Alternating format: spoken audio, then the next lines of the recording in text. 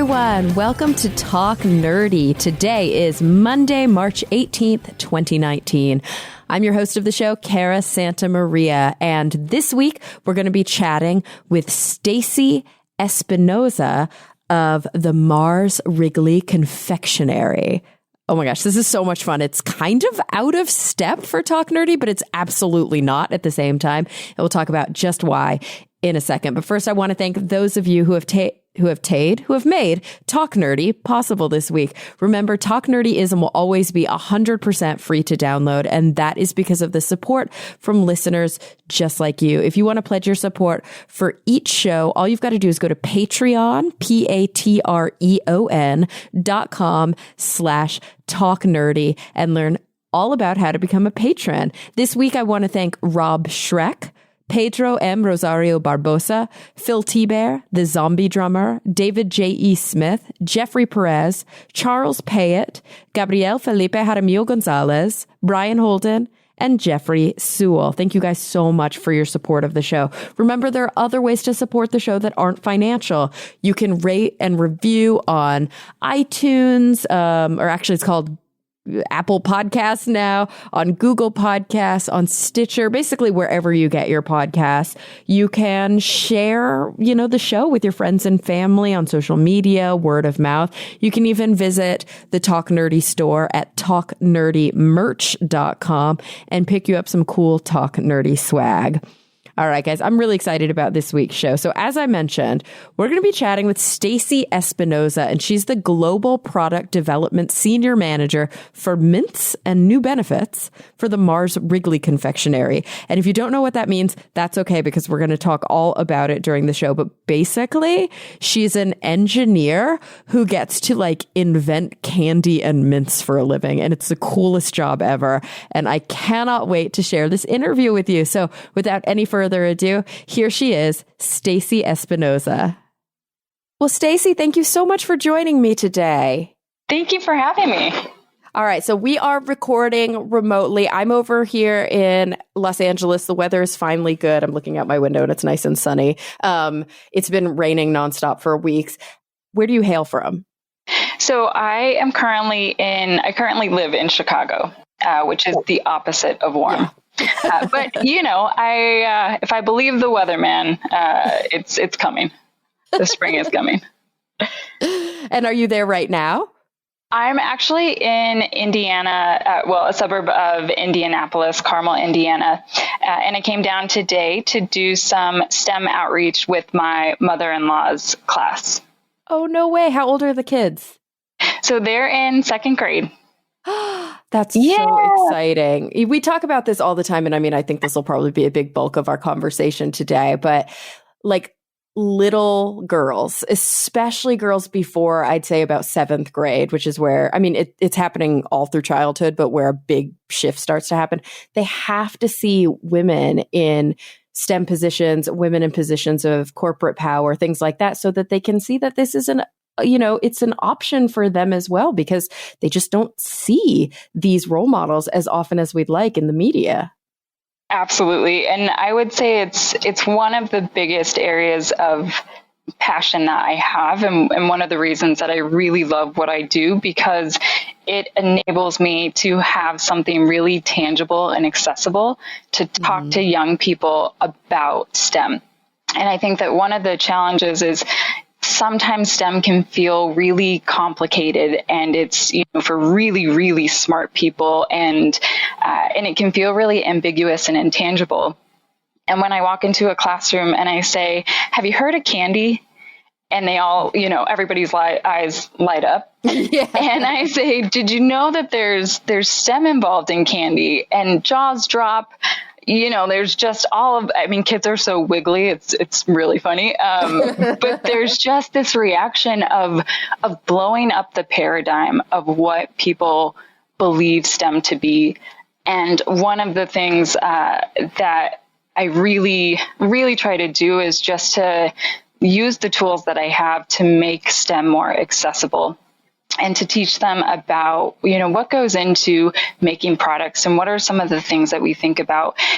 And in addition to, kind of the what talking about how we do it and talking about how we fail and keep trying and learn from our mistakes and think we got it and then fail again and keep trying, and the emotions that can kind of come along with that. And it's okay to feel, I was talking with the class earlier today, and the teacher asked, do you ever get sad when something doesn't go right? And I said, yeah, I get sad. I get frustrated, and sometimes I even doubt myself, and how do you work through that? And so I think one of the important things is acknowledging some of the feelings that young people have around STEM and their capability, and empowering them to sort of be aware of those feelings and then navigate through them to get to the other side. Oh my gosh, you're so after my own heart on that. I think one of the things that we talk about a lot when we talk about the differences between young girls and young boys in their path, let's say, if they are STEM interested and they want to maintain that, or, ultimately end up working in science, technology, engineering, or math fields.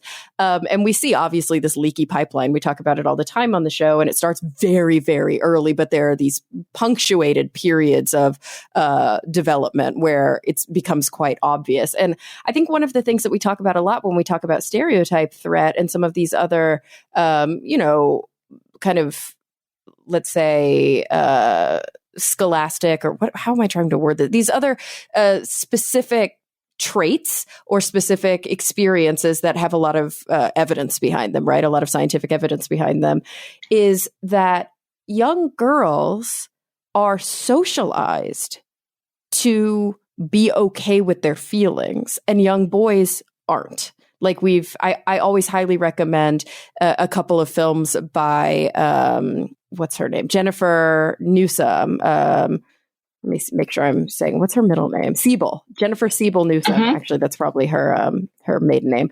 But she did these two really great documentaries, Misrepresentation. I love that documentary. I know, they're so good. Oh, it's so good. It's so good. Yeah. Misrepresentation is everything, and it's all about women in positions of power. But then Mask You Live In is about how we raise our young boys to basically not be comfortable talking about their emotions.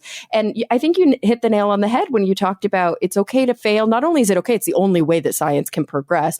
And those feelings of inadequacy and those feelings of discomfort are part of the process, and they're what make you better. Because I think what happens a lot of times, especially in the elementary school age kids, is that they take a math class or they take a science class. Actually, they're not taking classes that are called math and science, but they do math and science activities. Yeah. And the girls are like, this is hard. And the boys are like, no, it's not. It's totally easy. And then the girls are like, but wait, if you think it's easy and I think it's hard, maybe you're better at it. I'm bad at it. Maybe I shouldn't continue. And really, no, everybody's sitting there struggling and thinking it's hard, but the boys are socialized not to say that.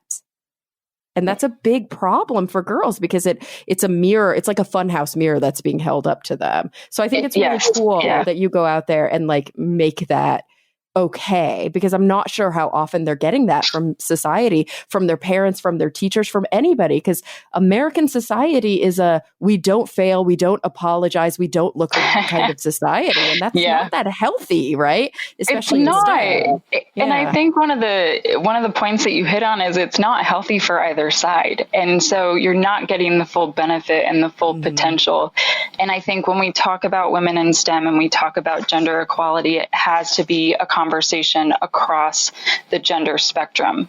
I don't think it should be just on women and, girls to believe in themselves and try harder. I think it's really up to all of us to have a different kind of conversation. And one of the things that you'll probably learn about me on this podcast and that all of my friends and family can tell you is I got a lot of feelings and I'm all the feels, and I'm pretty candid about it because I think that there is at times sort of an easiness to saying it's hard, but believe in yourself. And that's sort of a from to, but how do I get there? And what does that look like? And so being really honest and open about kind of that process and that emotional journey and letting those things be okay, but also not letting those feelings be blockers. And so I do think it's really important to make sure that, there is visibility to different types of STEM, because with STEM, with women, there's so much diversity within both of those. And so making sure that there's, we're breaking down the stereotype that women are one thing and one way, and that STEM is one thing and one way. And so I really do, I would say, in my outreach, as well as, day to day, whether it's having a conversation with a mentor or mentoring somebody else, I'm pretty honest with how I'm feeling, because I think there's so much power in not feeling alone. And I think that is really critical when we talk about attracting women and also retaining women in the field, is as they go through this journey, there's going to be all kinds of ups and downs for professional reasons, for personal reasons, and being there to support and being there to say, I've been there too, has truly transformed my career and how I approach things. And I even had a conversation with a coworker this past week where she was going through a challenge, and it was a similar one that I had faced last year, and she was asking me about it, and I told her, like, it was one of the hardest things that I ever did, and I don't know if I've ever cried that much about work, and I really questioned who I was and if I was good at this, and I just saw this physical release of tension when she realized, I had no idea because I work with you on projects, and I never would have known, but I've been having all those same thoughts, and I've been worried too. And so being able to be honest, I think, opens the door for the conversation to then provide real support and not sort of superficial, sugar-coated, keep trying, but getting into the messy stuff to get to the good stuff. It's so true. And I mean, obviously, this mirrors so much of what I've been exploring recently in my professional career, because, I've been working as a science communicator for 10 years. But as the listeners of the show know, I've just last year decided to go, or I guess, is that 2 years now? I'm in my second year of my PhD program, where I decided to finally go back after a decade away. And now I'm studying clinical psychology. And so, of course, all the things that we're talking about are, central to psychotherapy. They're central to, trying to self-actualize, working on, internal conflict and work-life balance and all of these things where it's like, you're never going to be able to, to excel in that way, or at least just to have a sense of comfort if you're not willing to actually face some of the things that are obviously going on. A lot of us are scared to even admit to ourselves, our imposter syndrome. That's a huge one absolutely. that everybody in STEM has. Or just anybody in any sort of position of power, of authority, or even if you're not in a position of power or authority, but you're in a position where, you are doing something that you had to work really hard to achieve. You almost always are going to feel like, oh, somehow I snuck by. I know. Realize I'm not actually crazy. Yeah, it's so funny and it's so crazy because it still happens to me, and it happens to the vice presidents that I talk to, and it happens to people who are coming into the industry, which is like, to me, just speaks to the importance of community and continued support. But, going back to the point that you were making around, how we sort of evolve from a female standpoint, I think there is truth in this confidence gap. And our ability to recognize our capability and feel confident in our capability. And it's certainly a journey that I've been on, and I would say is one of the more challenging ones, is how do I continue to build that inner confidence, and how do I leverage my circle of mentors to kind of lean on and loan me confidence when I don't have it, and, help me unlock it where I do. And so I think that the confidence gap is very real. And so I love what you're talking about with respect to how we are bringing in, science and the psychological conversation, because we can talk about the goal of closing the gender gap, but until we really, dig into the why behind it, I think we'll always kind of have a tougher time. But I do have to say, you taught me the term psychom, which I really like through your podcast. Yeah. And I was like, I love that. I'm going to use that. Yeah, because that's a big part of what you do in your career, which we haven't even really jumped into what it is that you do. Of course, we've been talking all this time about women in STEM, which is, of course, necessary because today we're recording this on Friday, March 8th, which is International Women's Day. Yeah. And of course, February 11th was International Women and Girls in Science Day. So it's just like this great time for celebration of these issues, which of course we want to celebrate them all year long, but there's extra attention being paid to them, I think, over the course of these couple of months, which is so important. But you are like kind of at that really cool intersection of corporate America and STEM, because I think you're probably the first person I've had on my show. I don't want to misspeak. This may not be true, but it's the first person that I remember in quite some time who works for like a multinational corporation. Oh, so interesting. Yeah. Usually when I talk to scientists or science writers, psychommers, authors, they're either freelancers or they're associated with a university. That's more common. Every so often I talk to industry scientists, but lots of times they're at startups or they're at smaller like biomedical places, or they're industries that are spun out of university laboratories. So it's definitely a change to talk to somebody who works for Mars, which of course you mentioned candy before. I'm not sure, but when you go out and you do these talks with, children, second graders, do you bring them candy? Do they love you forever?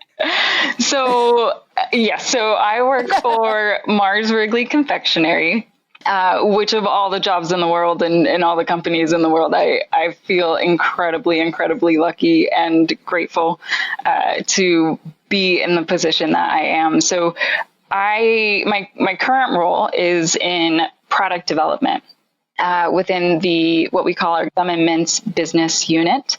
So we have within the confectionery category 3 different business areas. One is gum and mints. So if you think about Hubba Bubba and Juicy Fruit and Extra and Altoids and Lifesavers, we also have an area called Fruity Confections, which is Starburst and Skittles.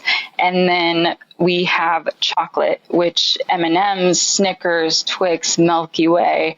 So we really have some of the most, it's just all the good stuff, Yeah. And so one of the things that is really fun is when I'm able to talk to people about what I do, the first question is always, is there candy everywhere? And the answer is yes.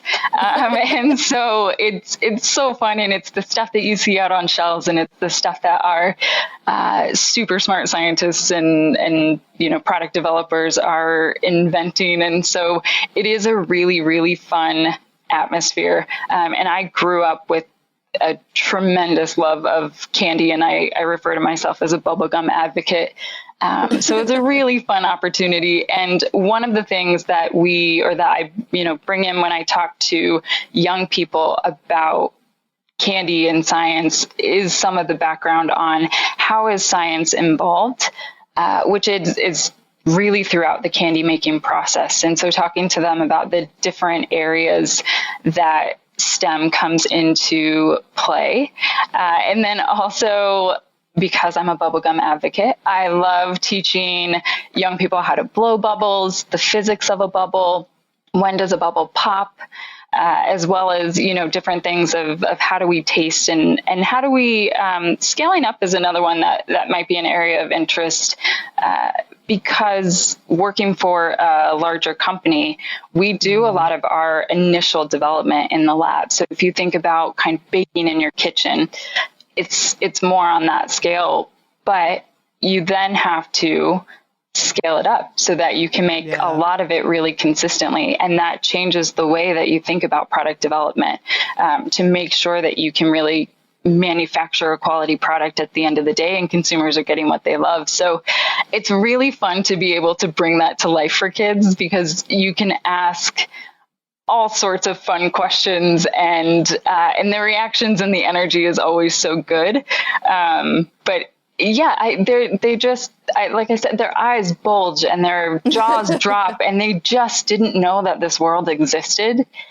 And being able to to see science in something that you see every day just really changes the conversation. And for myself personally, it is why I became a chemical engineer.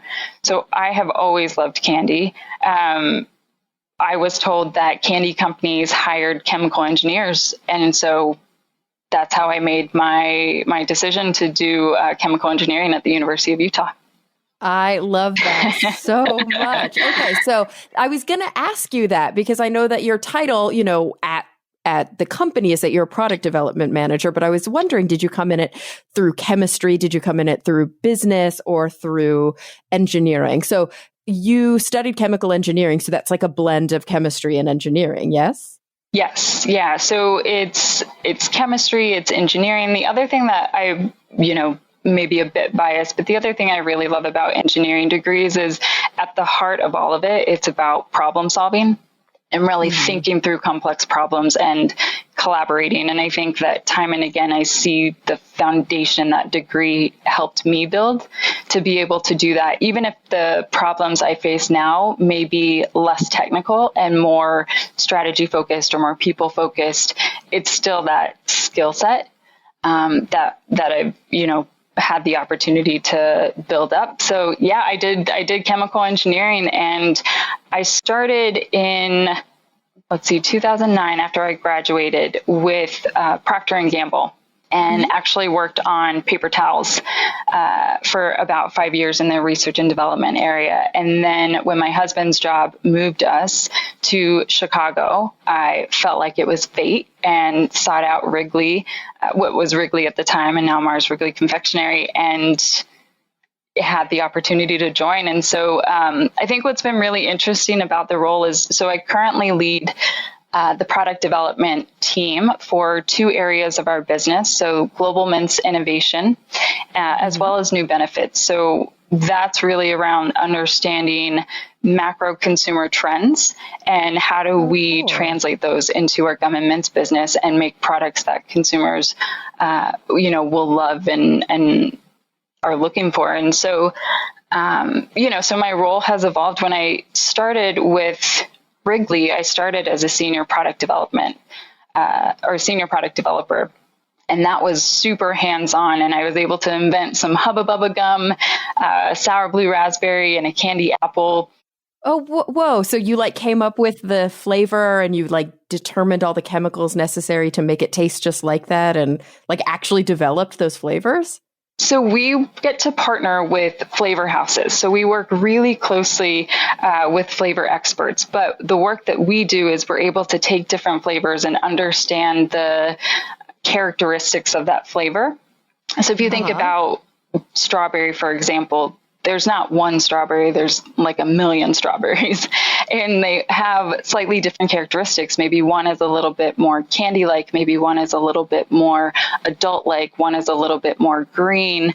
And so there's so much depth to flavor and what goes into the different types of flavors. And so what I did as a product developer was I got to go in the lab and mix all of the ingredients together and come up with what's the sour blue raspberry flavor that I really like and what's the right level of sour. So experimenting with a little bit and it wasn't sour enough. And then I went really overboard and it was too sour. And so kind of finding that sweet Goldilocks spot.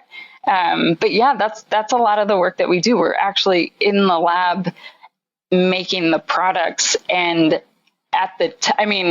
for somebody who I got my first bubblegum machine at 3 years old. And there is a VHS video of me stealing, it was supposed to be my brother and I's gift. And there is a VHS of me stealing all of his gumballs and getting yelled at by my mother for doing that. So, being able to come into a role and actually make Hubba Bubba, which is phenomenal for blowing bubbles, was one of the most incredible experiences of my career. That's so cool. So when you first started out working and by the way, Mars also makes pet food. So you really ended up in the right, division, didn't you? You're I get to make bubblegum, not pet food. It's so no offense to the pet food developer. They do get to have dogs in the office. Yeah, which I would say is super appealing. I don't know if I would get much work done, honestly, if my dog was in the office. But yeah, confectionery is where my heart has always been. And it just led me to a path that has unlocked so many other wonderful opportunities. I love that. And so you really did start out true to your passions, combining both your love for candy with your chemical engineering expertise and developing these flavor profiles. But as you said, as often happens in a corporate environment, your positions start to evolve as you move up the management ranks and you start to have to do more businessy things. And so now you're doing a job that maybe somebody who would have come from an MBA or from marketing or even from social psychology might be doing. You're trying to understand the people who are buying the candy and how do they buy it and why did they buy it and how can you appeal to their tastes more. So that must have been a big shift for you. Yeah. So I think the evolution of my role has been really interesting, and being able to go from a really technical perspective to understanding how we translate technology into strategy, and working really closely with cross-functional partners like marketing and sales to understand what does their perspective of the business look like? What are some of their challenges? What are some of their opportunities? And how do we work together to understand what the problems are? And part of our job within R&D is to find ways that science can help us solve those problems. And so a lot of my role is focused on developing innovation strategy. And what that means is, what delicious products are we making? When are we launching them? What does the process look like? What are the risks? What are the steps to making sure that we can scale up? And so there's so many different elements and so many different components. And it really does force you to think big picture and full kind of what we call enterprise thinking, which is, what's right for the broader business. The other part that's been really cool, and when I started STEM, I would have had no idea that this is where I would really find my true passion, is in the people development space. And so being what we refer to as a people leader and managing a team and helping to grow technical talent and helping people to develop was something that I wouldn't have thought of when I first got into STEM, but turns out is the area that I'm incredibly passionate about. I wonder your experience at the university level when you were getting your college degree. You were studying chemical engineering, which would have been in an engineering department, not in a chemistry department, right? Yep. Yeah. So I'm wondering, because a lot of times, STEM, we talk about it, it's this big global umbrella of different endeavors that require somewhat overlapping skills, but in many ways, they're still kind of siloed. I mean, we're seeing more and more interdisciplinary work, but in a lot of universities, still we see that these departments don't overlap as much as we might like them to. And I come from the S of STEM, you come from the E of STEM. And not that there's not science in what you do, and not that there was no engineering in what I did. But one of the things that I noticed in the S world is that, and we're starting to see change in this, but I still hear a lot of people gripe about it, is that the kind of conventional wisdom is that academia is the path, and that anything else outside of academia, whether it be science communication, whether it be working in industry, whether it be, working for government, is an quote alternative career. Oh, interesting. Yeah. Like that's a huge thing, right? Like if you're a scientist, you're going to become a professor and run a lab. Right. That's everything. And if you don't do that, that's an alternative career. Hopefully you can figure it out on your own, because we're not going to teach you any of those skills. So I'm wondering, because in engineering, it's an applied career generally. And so there's an expectation that you're going to work in civil engineering or in architecture or in product development or in, whatever the case may be. Did you feel like your education prepared you for working in corporate America? That's a great question. Because I can tell you that like most people who get a biology degree or a chemistry degree or even a physics degree are not at all prepared for a corporate job. They don't know anything about business and they don't know anything about management structure. And, corporate America has like rules. Like, it's very, it's its own world. It really is. Yeah. I learned early on when I worked in a newsroom, I'm not very good at it. I'm not very good at having a boss who has a boss who has a boss who has a boss and knowing like what's appropriate behavior and what's not. And, you'd never want to go over that person's head. And, you don't want to back channel here. It's a lot that you have to learn, right? Yeah. To exist in that environment. Yeah, I think that probably what stands out the most to me from my undergrad would have been the teamwork and the collaboration and the necessity to work with others to get work done. So I think entering into the corporate world, that was a space that was familiar. A lot of what we do, especially in research and development, we don't do in a silo. So we're constantly at every level working with those cross-functional partners to develop products, to optimize products. So I think that was one of the things that was more familiar when I entered the workforce. I think, though, the nature of the corporate world is interesting. And I would say I've been very fortunate to have worked for two organizations, Procter & Gamble and Mars, that are incredibly passionate about people development. And I think really intentional about people development. And how do I like to say that it's not about molding talent, it's about extracting talent. And understanding people and understanding what motivates them and, how do we get the best out of people? And so I think that I was really fortunate to be within both of those organizations and, kind of to have the mindset that this is really important and to take it seriously and to take my development seriously.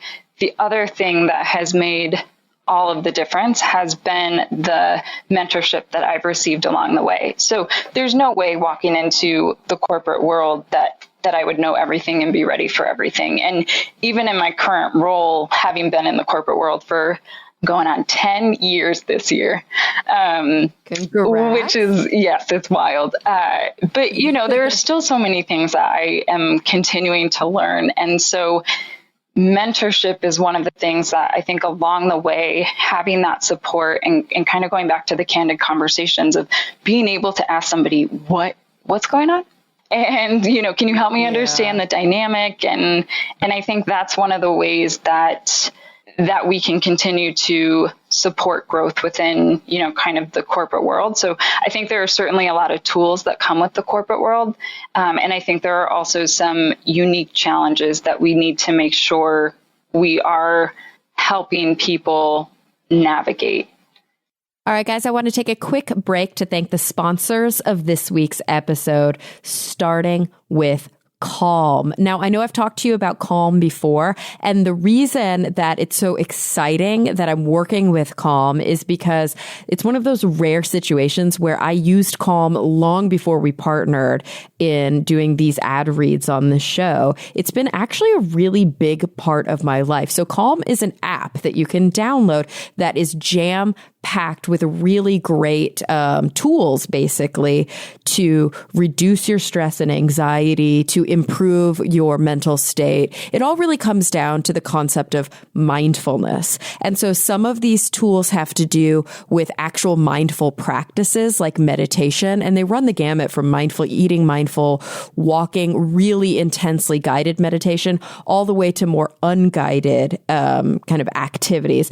But there's also so much more than just meditation in the app. There's sleep stories to help you fall asleep at night. There is a massive library of really calming, soothing music. So, and it's divided. Like I use the focus music when I'm reading and writing for school. I use the relax music when I'm just hanging around the house. And I use the sleep music every night when I go to bed. It's just so incredibly helpful. It's become a part of my daily routine, and I really do want to share it with you. So right now, if you go to calm.com/nerdy, you'll get 25% off of a Calm premium subscription, which includes all those meditations I told you about, all those sleep stories, and so much more. So again, for 25% off that Calm premium subscription, you've just got to go to calm.com/nerdy. Remember, you get unlimited access to all of Calm's content today at calm.com/nerdy. I also want to thank Mova for their support of the show. Now, I first told you about Mova on my last episode. It's this really kick-ass company that makes globes. Yeah, you heard me, globes, but they're really different globes. They're not like any globe you've ever had before because they're the first of its kind. They rotate all on their own, sort of inside of this liquid center. So underneath the acrylic exterior, they rotate and they're powered by light. It's the first of its kind technology. It only needs ambient light, so it doesn't have to be in direct sunlight. And it's got these hidden magnets inside that provide the movement, so you don't have to plug them in. You don't use batteries. They will work and work and work for forever. And they're also available in over 40 stunning designs. So there are world maps, there's a lot of cool outer space stuff, and even famous artwork. And of course, the Outer Space Collection, which is by far my favorite, features graphics that were provided by NASA and JPL. They're super high res. It includes planets, moons, asteroids, and even constellation designs. It's basically the coolest thing that you'll have in your office if you get your hands on one of these Mova globes, which I know you want to do. There's a Mars globe. There's a Titan moon globe. There's a Vesta asteroid globe. There's even a Pluto globe. And of course, it's updated with our newest data about what Pluto really looks like. It's even got the heart on the surface. And if you don't know what I'm talking about, guys, you got to look up what Pluto looks like for real. So I don't know what you're waiting for. You should get one to match my Mars globe that I'm looking at right now as I record this. All you've got to do is go to www.movaglobes.com/nerdy and use the coupon code nerdy for 10% off of your purchase. Again, that's www.movaglobes, movaglobes.com/nerdy and use the coupon code nerdy for 10% off. All right, guys, let's get back to the show. Yeah, I think it's interesting that you mentioned two things there when you were answering that question that I see really beautifully parallel with my experience over the years, both working in STEM, but also interviewing hundreds of people who work in STEM. And the first one was this idea that you mentioned about extracting talent, not molding talent, but extracting talent. Because, I believe personally that anybody could do STEM. Like, it's not like there are just people in this world who were born and were endowed with science prowess, and then other people, no matter what. It's like people look at science capability the way that they look at, I don't know, concert musical capability. Yeah. And even there, I think you can teach somebody to play. You can teach somebody to sing. You can learn so much of that just comes down to practice and comes down to having, there's a word I'm looking for that I'm totally blanking on because I don't have much of it. Self-efficacy, maybe. I don't know what the word I'm looking for is, but just an ability to focus and to just force yourself to do these things over and over. Yeah. But STEM is no different. You just have to practice and you have to do your homework and you have to read, and it doesn't come naturally for people. And maybe there are some people who fell into it because of, their parents were scientists, so they grew up around it all the time, and it feels like they have a more natural interest in it. But come on, like anybody can thrive in a STEM position, can't they? It's 150% true. I think that one of the biggest misconceptions with STEM is that if you are in it or if you are really good at it, that it all comes intuitively to you. And one of the things that I talk a lot about when we do outreach, and when I do outreach with middle schoolers or high schoolers or, women in college, is talking about when it was hard for me. So I became a chemical engineer. I was terrible at physics. I skirted by. That was, I'm grateful, and it's done. And it wasn't the area that I personally thrived. Math was always, the more complicated math became really challenging. And I spent a lot of time in our math tutoring center, which I'm super grateful was free, because I went there a lot because I needed help and I needed to talk through, how I was thinking about solving a problem and get perspective back and just really, I think really asking for help when I needed it. And so one of the things that I think we do have to be really aware of, especially when we start to get into positions that, I don't know, that sound fancy, like a chemical engineer sounds really cool. And so some people may have a certain perception that comes with that. And I think being able to share when we've struggled and what's been hard and having to work through it.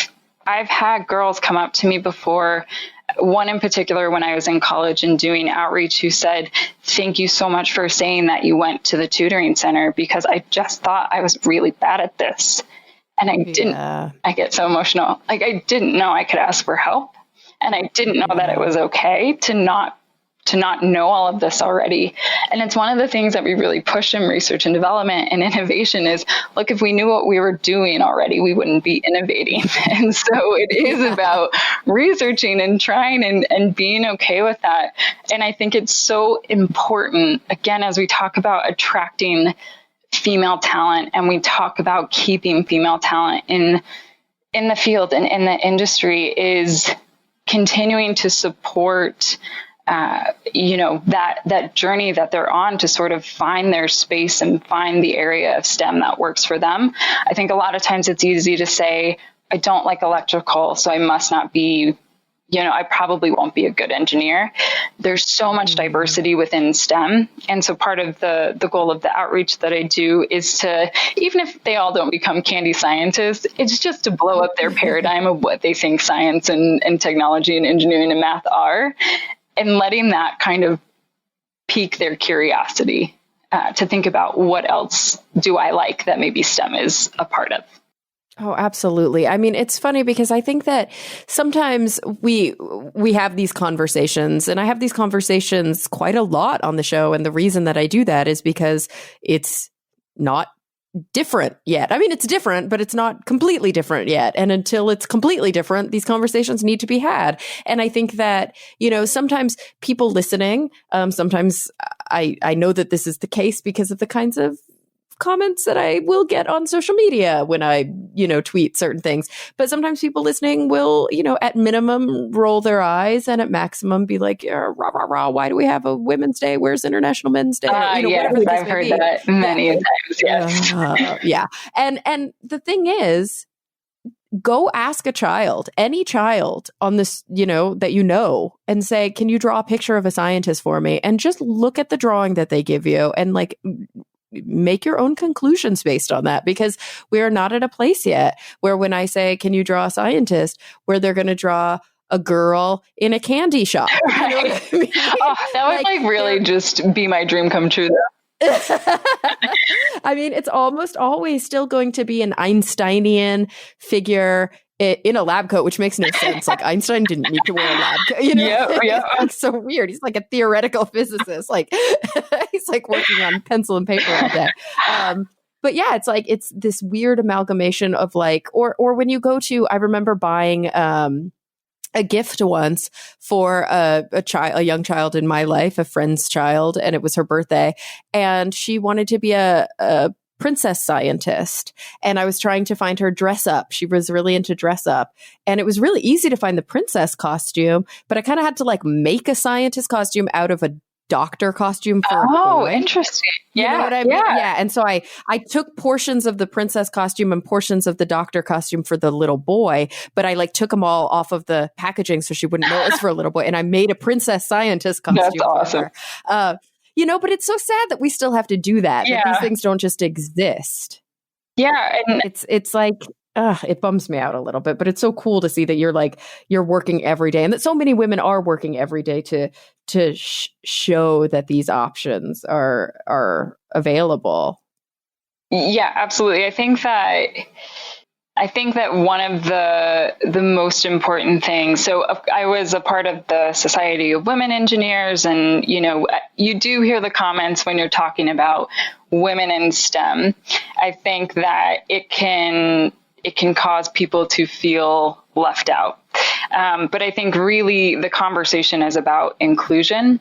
And I think it's really important to have the conversation with both men and women and, all across the spectrum to say innovation demands diversity and problem solving thrives on perspective. And we have to be intentional about the diversity that we bring in to make sure when we're talking about a problem and everybody's sitting around the table, that we are bringing to the table the best and most diverse perspective, because that's how we're going to get to real tensions and different ways of articulating the tension and different ways of solving the tension or the problem. And so, it is interesting to see the reaction, and it does bum me out when people don't understand why talking about women in STEM is so important, because the data, is all over the internet with respect to what, the current situation of women in STEM is. And so I think it's really important that we don't shy away from the conversation, and that we don't shy away from bringing everybody into the conversation about inclusion. Because the other thing that is really, I think, important to remember when we talk about women in STEM is that women are very diverse, and there are different kinds of interests and different personalities and different perspectives and different leadership styles. And so I think that we just have to make sure that when we talk about women in STEM and when we talk about inclusion, that we're really looking across the kind of the diversity spectrum of age and, color and background and experience. Absolutely. And I mean, obviously, I think, too, like when we talk about women, we're also oftentimes including transgender individuals or, gender non-binary or non-conforming individuals, just basically people who historically have not had a seat at the table, people who historically have been disenfranchised, and of course, women of color. Right. I mean, that's obviously so incredibly important when we talk about diversity of opinions, because, I mean, we can bemoan the fact that 28% of the world's researchers are women. We can bemoan the fact that gender parity in engineering, especially, and computer science especially, is just abysmal. But when we start to look at women of color and the statistics around that, it's embarrassingly bad. I mean, we're talking, a fraction of a fraction. And that's when things become worrisome for outcomes, and we're starting to see, at least now, is study after study of real world, and I'm talking effectiveness study, not efficacy studies, of like real world outcomes of what happens when the entire R&D team is like white men. Mm-hmm. Like we'll see that, AI doesn't recognize Black faces, or that, we heard the studies or the stories about the water fountains, not water fountains, but the hand washing sinks. That's what they're called. Sinks. Where they didn't recognize certain skin colors, right? Because the reflectors were all normed and based and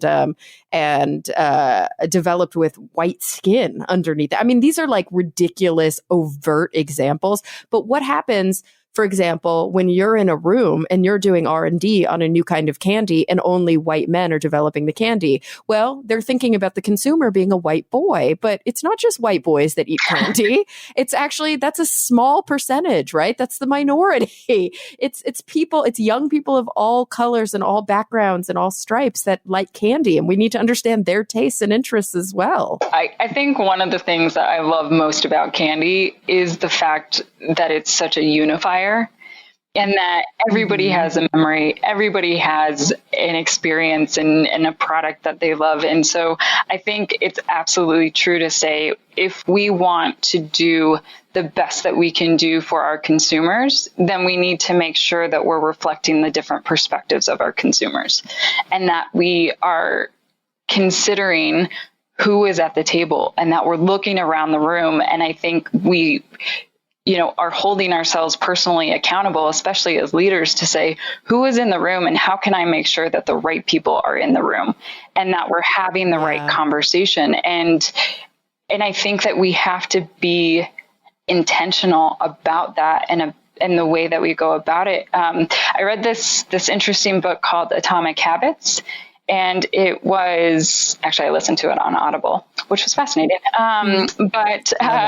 So Atomic Habits, and it was saying that we don't rise to the level of our goals. We fall to the level of our systems. And so we could have really great aspirations, but if we don't create the habits, if the actions don't follow, if we don't create the environment in which we can enable those goals. So if we want diversity, we've got to make sure that we're doing the things that can unlock diversity and can get people to the table. And that happens through outreach and making sure that all people of all colors and all, along the gender spectrum understand the opportunities and at least get exposure to the opportunities. And we have to make sure that as we are, bringing people into the organization and trying to keep people into the organization, I think we have to be really intentional about how we do that and how we support people and how we understand the respective paths. And I just truly believe that we have to put our money where our mouth is if we want to see something different and finally get excited about statistics that we read about women in STEM and women of color in STEM. And so one of the things that I've tried to be really intentional about this year from a personal standpoint is really understanding that the impact of, I guess it would be called intersectionality. I saw this great meme that said your feminism isn't feminism unless it's intersectional.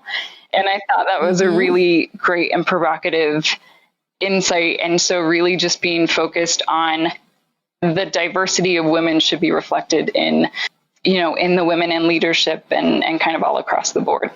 Yeah, I mean, it absolutely has to be, because it's true by default, right? We exist in in multicultural psychology, at least, and I think sociology, we call ethnocentric monoculturalism. We exist in a American culture where the dominant, quote, majority culture, or at least the culture that's in a position of power and privilege, is white male Protestant. And so oftentimes when we talk about feminism, if we're not very careful and intentional about being inclusive of, like you said, intersectionality, we're talking about diversity of color, diversity of background, diversity of not just gender, but all, orientation, all these other things. It defaults to be a conversation about white women. And that's, obviously not the direction we want to go. It's just repeating history over and over, which was white men, then black men, then white women, then black women. I mean, that's how we saw it with voting rights. That's how we saw it with, all sorts of civil activism, is that it just followed that path. And we don't want to continue to follow that path. We want these things to be moving, hopefully closer and closer to parity. I mean, I'm really reminded of this incredible story. Have you heard the story about the guy? And I think it's an interesting story because you can look at it both with excitement and also look at it with, like, I guess some, what's the word I'm looking for? Like, you can look at it and think, gosh, what a bunch of lost opportunity. Is the story, the Frito-Lay story about the janitor, Richard Montañez. Yeah, so Richard Montañez was a janitor at Frito-Lay, and he pitched Flamin' Hot Cheetos to the president of Frito-Lay. Like, somehow he got in the room and was like, dude, like, people love elotes. They like, Mexicans eat these up. Like, they're so good. What if we made Cheetos really spicy like that? I think they would do really well. And they tried it out. Obviously, they made tons of money. And this janitor at Frito-Lay ended up becoming the executive vice president of multicultural sales and community activation. Oh, that's really and it's so cool because like, Yeah, obviously there was a lack of inclusion of and a lack of diversity of opinion. And once you brought more opinion into the conversation, you saw product development that floor it. I mean, it was huge for this company. Like Flamin' Hot Cheetos is the biggest thing for Frito-Lay, like since sliced bread. But at the same time, it's kind of sad that it took a janitor to say that, because there wasn't anybody. And it's kind of unfair for me to say there wasn't anybody already in the room that was multicultural. There probably were, but my assumption is that there weren't enough voices in the room from various backgrounds that these kinds of conversations could be had, And I think it's probably the same with candy, right? Like the sweet and the spicy and the sour, or all these different, there are cultural chicles and really delicious flavor profiles that come from other cultures that must carry over and have wide appeal that we're just not used to in the American profile. And we're I think as a global company, and the role that I've been in for about a year and a half is my first global role, and so really understanding different cultures and different taste preferences has been one of the coolest parts of my job, because it changes my paradigm, and it changes what I think about when I think about flavors or when I think about texture. And so that has been, for me personally, it's been really enlightening. And I think one of the things that's been interesting about, or I feel like has been interesting about my experience, is that I have been really privileged to work around a lot of women. So in 10 years, I have had one male boss for about 3 months, which was during the time that my, actual boss was out on maternity leave. And aside from that, I have reported into women who most of the time report into women. And so I feel like I've had a really incredible experience, which is partially why I'm so passionate about continuing and making sure that others have this experience, because I have been surrounded by incredibly strong and diverse women, and women who lead, really in really interesting and different ways. And our 3 vice presidents of the business units that I mentioned, so our fruity confections, our chocolate, and our gum and mints, those vice presidents are all women. And they're so cool. And they're 3 very wonderful and different women. And what I love seeing is just the way that they influence the organization, and the way that they all uniquely sort of unlock opportunities for others. And personally, one is my current boss. The other 2 have been my boss at some point. And now are, all 3 of them I would consider as incredibly close mentors. And the power of having, like I said, the diversity and the inclusion all across the spectrum is just the way that they've supported others to grow within the organization. And I think the way that they have supported me to grow within the organization, I think one of the things that I will be forever grateful for is the evolution that I've had in terms of career at Mars. And that is in such part to the mentors that I've had and the women who have been in my life, who don't try to change me, who understand when I cry, because I can't help it. It's just who I am. I've tried. I did hear a tip that if you drink water, you can't cry at the same time. So fun fact for people, give it a try. But I am somebody with a lot of emotion, and that can lead to incredible things. And it can also be a challenge. And so I've had these women who support who I am, and who help me to be the best version of myself, and who I've had such open and honest and raw conversations with all 3 of those VPs, and their willingness to go there with me, and their willingness to share with me their experiences, and their willingness to really help me to help me grow in the way that's like so meaningful to me, I think speaks to the power of when we have inclusion and when we have diverse voices and when we have candid conversations about what this journey looks like and what this journey means, that we will continue to make sure that we have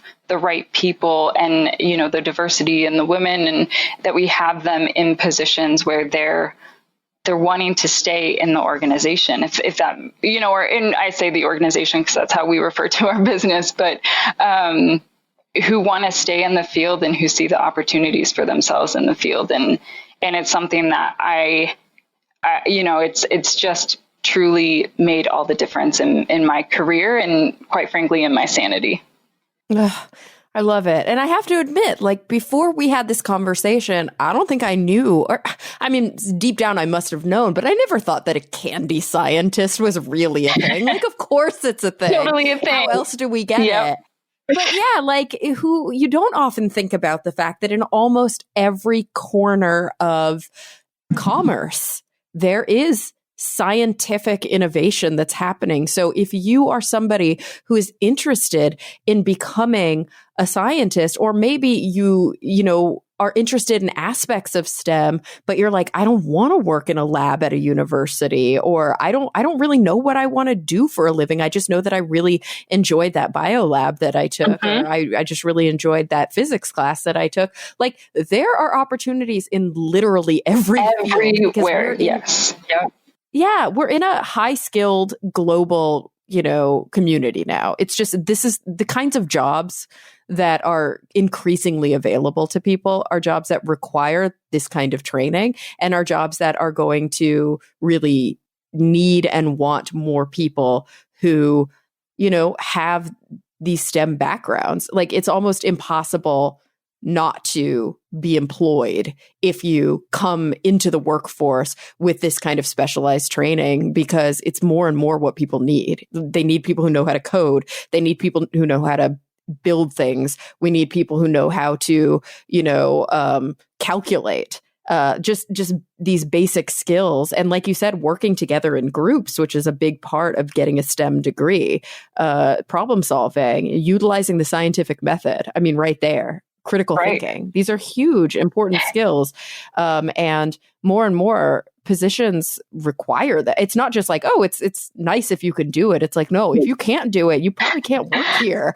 And it's cool to see that, you know, this is just another example of like a sort of what feels to be like random to some people industry, like, oh yes, candy. Yeah. Well, and I think the skills that you're talking about are really transferable too. So one of the, you know, if I remember back to when I was making the decision before the lightning bolt of candy and engineering, and I can support myself financially with this degree, like all of those things sort of came together for me. But there was a struggle of, what do I do with this? And sometimes that decision can feel so big and so finite. Yeah. And I think that what's great about the skills that you mentioned, and I think the skills that you learn about problem solving and communication to be effective from the STEM world, can translate into so many different things. And so to me, when I think about STEM, I don't see it as a path. I see it as a foundation. And you can use that to then go wherever you want to go. And I've happened to, you know, choose the leadership path, and it's really evolved the skill set that I've had to build up. So there's still the technical components, and I've still got to be able to represent those and speak to those. But there's also the emotional intelligence that has become such a central part of what I do and my ability to do it well. And I never could have predicted that. But chemical engineering gave me a great foundation to then go and have the freedom to explore different paths. And I have so many different friends who did engineering, and one is a patent lawyer, and one works with stem cells. And we've gone on all these sort of different trajectories. And so again, it's important to have the conversation of STEM really sets you up with a foundation, and you can pick your path based on what you're passionate about today. And if that evolves, that's okay too. I think STEM is big enough and diverse enough to be able to support the different paths and the different passions that people know that they have now and the ones that they'll discover along the way. Absolutely. There are definitely enough positions at enough stratifications of expertise and leadership potential that there are careers for years.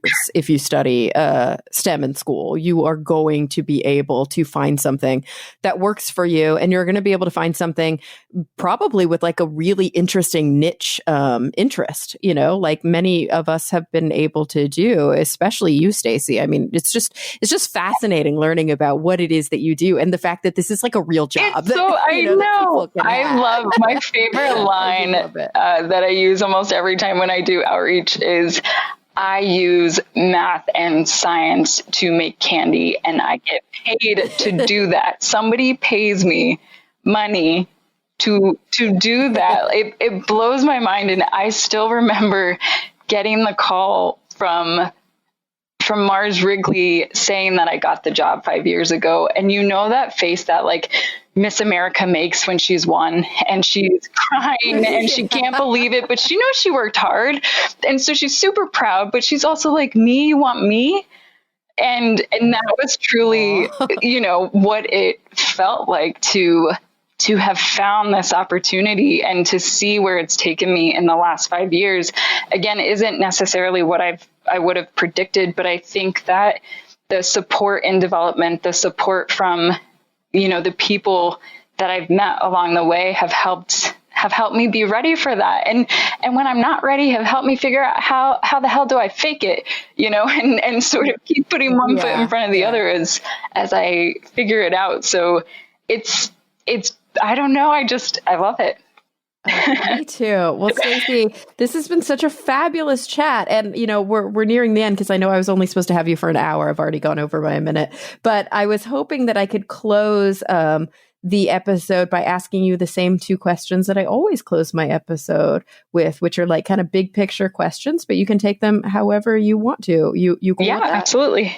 All right. So, you know, when you look to the future, whatever context is relevant to you right now, whether it's, you know, your personal life, your career, more big picture stuff that's kind of beyond you personally, global things. Number one, what is the thing that really does keep you up the most at night that you're maybe, you know, legitimately worried about, maybe even bordering on pessimistic, maybe a little cynical about, but on the flip side of that, you know, what are you genuinely, truthfully optimistic and hopeful for?